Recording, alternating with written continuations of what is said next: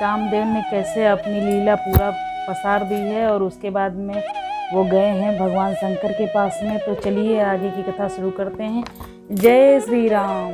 वंदे देव उमापतिं श्री गुरुं वंदे जगत कारणं वंदे पन्नगभूषणं मृगधरं वंदे पशूनां पतिं वंदे सूर्य शशांक वहिनी नयनं वंदे मुकुंद प्रियं वंदे भक्तजनाश्रयं च वरदं वंदे शिवं शंकरं।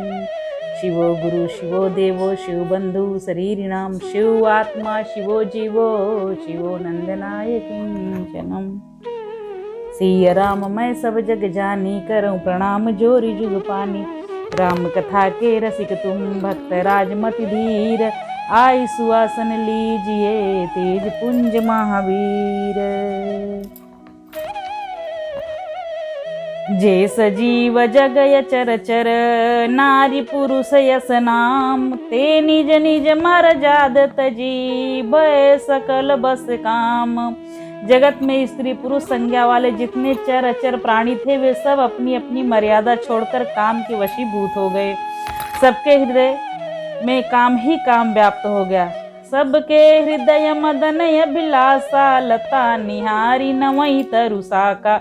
नदी उमगियम बुद्धि कह धाई संगम करही तलाव तलाई। सबके हृदय में इतनी काम की इच्छा हुई कि लताओं बेलों को देखकर वृक्षों की डालियां उन पर झुकने लगीं और नदियां उमड़ उमड़ कर समुद्र की ओर दौड़ने लगीं और ताल तलैया भी आपस में संगम करने लगे। जहाँ यसी दशा जड़न कई बरनी को कही सकई सचेतन करनी। पशु पक्षी नभ जल थल चारी भय काम बस समय विसारी। जब जड़ वृक्ष नदी आदि की यह दशा हो रही है तो चेतन जीवों की करनी कौन बखान सकता है। आकाश जल पृथ्वी पर विचरने वाले सारे पशु पक्षी सब अपने संयोग का भुलाकर काम के वशीभूत हो गए।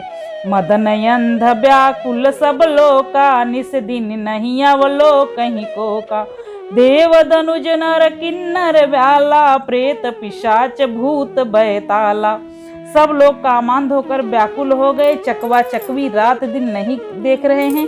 देव दैत्य मनुष्य नाग किन्नर सर्प भूत पिशाच बेताल सब इनके दसान कहु बखानी सदा काम के चेरे जानी। सिद्ध विरक्त महामुनि जोगी ते पिकाम बस भय वियोगी। ये तो सदा ही काम के गुलाम हैं। यह समझकर मैंने इनकी दशा का वर्णन नहीं किया, लेकिन जो सिद्ध विरक्त महामुनि महान योगी भी उस वक्त में काम के वशीभूत हो गए और उन्हें पूरा संसार स्त्री ही स्त्री दिखाई देने लगा, स्त्री की विरही हो गए। भय काम बस जोगी सतापस पावरन की को कहे। देखई चराचर नारीमय जे ब्रह्ममय देखत रहे। अबला बिलो कहीं पुरुषमय जग पुरुष सब अबलामयम। दुई दंड बारी ब्रह्मांड भीतर काम कृत कौतुकयम। जब योगीश्वर और तपस्वी भी काम के वशीभूत हो गए तब पामर मनुष्यों की, मतलब हमारे जैसे नॉर्मल मनुष्यों की कौन कह सकता है, जो समस्त चराचर जगत को ब्रह्ममय देखते थे, जिन्हें हर जगह ब्रह्म दिखाई देते थे, वो अब स्त्रीमय देखने लगे। उन्हें हर जगह औरतें ही औरतें दिखाई देने लगी। स्त्रियां सारे संसार को पुरुषमय देखने लगी और पुरुष उस समय सारे संसार को स्त्रीमय देखने लगे। 2 घड़ी तक सारे ब्रह्मांड के अंदर कामदेव का रचा हुआ यह तमाशा खूब चला।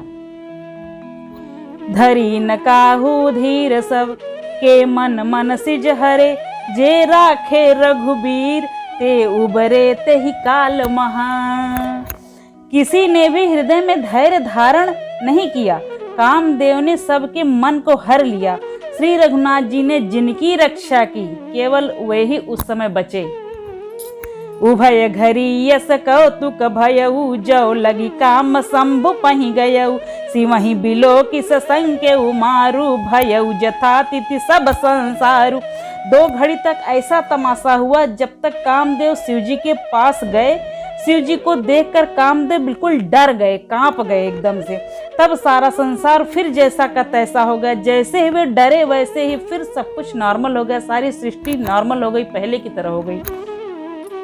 भय तुरत सब जीव सुखारे, जिमि मद उतरी गए मतवार। रुद्र ही देखी मदन भय माना, दूराधरस दुर्गम भगवाना। तुरंत ही सब जीव वैसे ही सुखी हो गए जैसे मतवाले लोग नशा पीने के बाद, नशा जब उतर जाता है तब हो जाते हैं। और जिनको पराजित करना अत्यंत कठिन हो जाता है, जब वो नशे में रहते हैं, जब पूरी तरह से बहुत ज़्यादा नशा किए रहते हैं तो उन्हें कंट्रोल करना बहुत मुश्किल होता है। ऐसे लोग और जिनका पार पाना कठिन रहता है, जिनको संभालना कठिन रहता है, और उस वक्त शिव जी को देखकर कामदेव भयभीत हो गए। उसी समय सब कुछ शांत हो गया एक क्षण के लिए। फिरत लाज कछु करी नहीं जाई, मरण ठान मन रच शिव पाई। प्रगट सी तुरत रुचिर ऋतु राजा, कुसमित नव तरु राज बिराजा।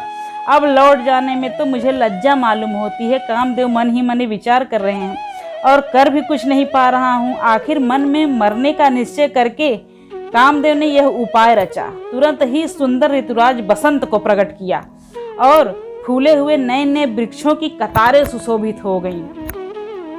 बन उपवन बापिका तड़ागा, परम सुभग सब दिशा विभागा। जहाँ तहाँ जनि उमगत अनुरागा, देखी मुयहु मन मन सिज जागा।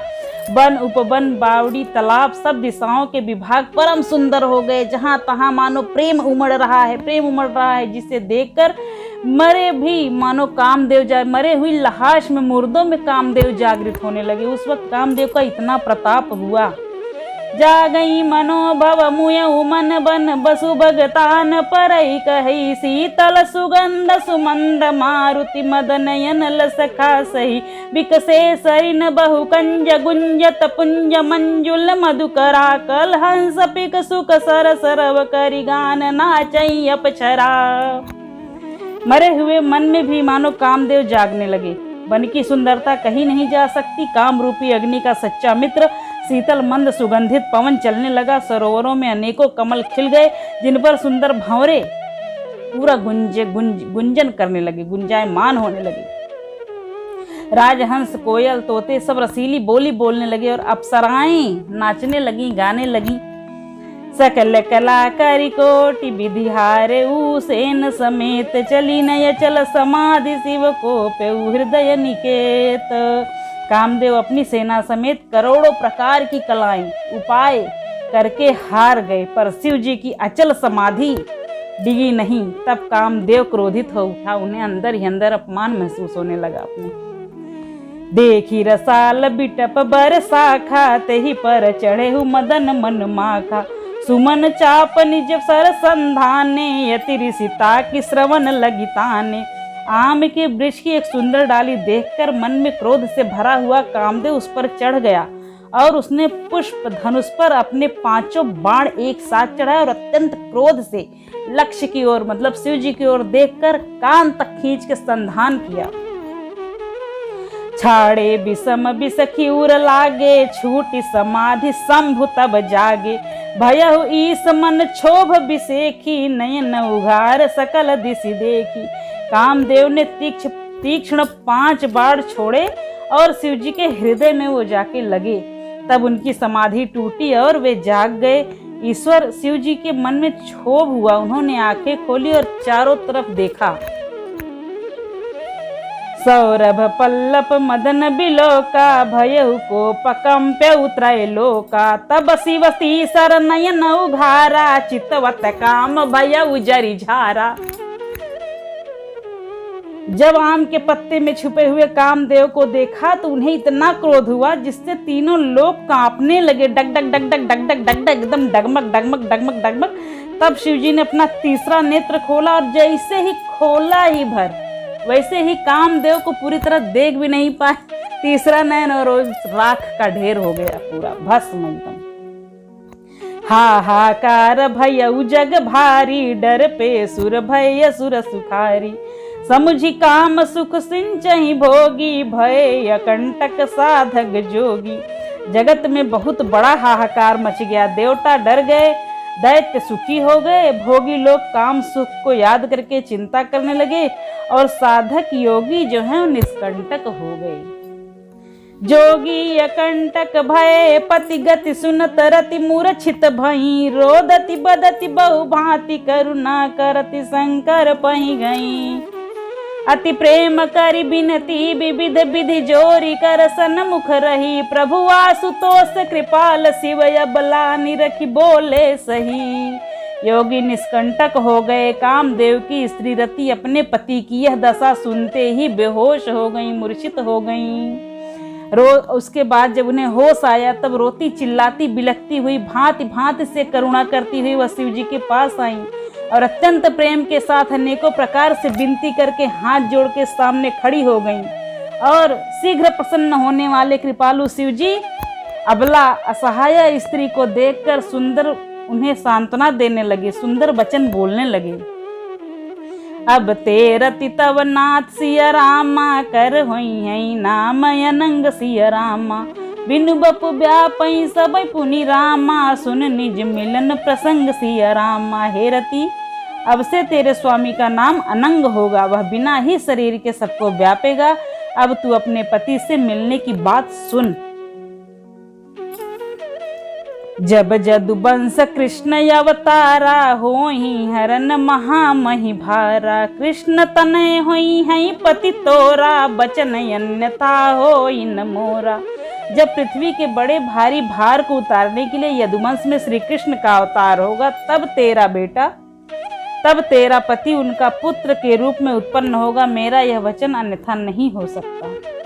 रति गवनी सुनी शंकर बानी, कथाय पर अब कहाँ बखानी। देवन समाचार सब पाए, ब्रह्मादिक वैकुंठ सिधाए। शिव जी के वचन को सुनकर रति चली गई। अब दूसरी कथा बखान करके मैं विस्तार से कहता हूँ। शिव जी के वचन कभी झूठ नहीं हो सकते, यह रति ने अपने हृदय में धारण कर लिया। सब सुर विष्णु बिरंच समेता, गए जहाँ शिव कृपा निकेता। पृथक पृथक तीन कीन प्रशंसा, भय प्रसन्न चंद्र यवतंसा।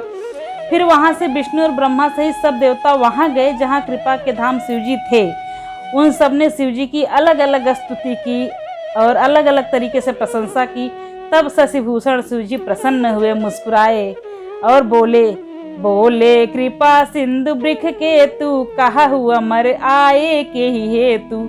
कह विधि तुम प्रभु अंतर्यामी, तदपि भगति बस बिनमऊ स्वामी। कृपा के समुद्र शिव जी बोले, हे देवताओं कहिए आप किस लिए आए हैं। ब्रह्मा जी ने कहा, हे प्रभु आप तो अंतर्यामी हैं, आप सब कुछ जानने वाले हैं, उस तभी भी भक्तिवश मैं आपसे विनती कर रहा हूँ। सकल सुरन के हृदय यस शंकर परम उछा, निज नयनन देखा चाहि, नाथ तुम्हार विवाह। सियावर रामचंद्र की जय। आज की कथा यहीं हम विराम करते हैं। आज का 4 दोहा हमारा समाप्त हुआ और अगला 4 दोहा अगली वीडियो में देंगे। तब तक के लिए हमें आज्ञा दीजिए। जाते जाते आज मैं एक चर्चा करूंगी आपके साथ कि जब बच्चा पढ़ाई में कमज़ोर हो, उसका मन न लग रहा हो, चंचल हो, तो उसे बुधवार के दिन गणेश मंदिर जाकर एक गुड्डी दुर्वा और एक अड़हुल का फूल और एक मोदक उसके हाथ से चढ़वाइए। अगर आप मंदिर नहीं जा सकते हैं तो बुधवार के दिन गणेश जी की प्रतिमा पर घर पे ही चढ़वाइए। कुछ बुधवार चढ़वाइए, उसका परिणाम जरूर मिलेगा। और देखिए, सब चीज़ पेशेंस रख के करने से होता है। 2-4 बुधवार किया, 2-4 उपाय किया, उसके बाद हम फल चाहेंगे तो ऐसा नहीं होता। पेशेंस रख के करना पड़ता है, तब होता है। तो फिर आज्ञा दीजिए। जय सिया राम। बोलो सियावर रामचंद्र की जय।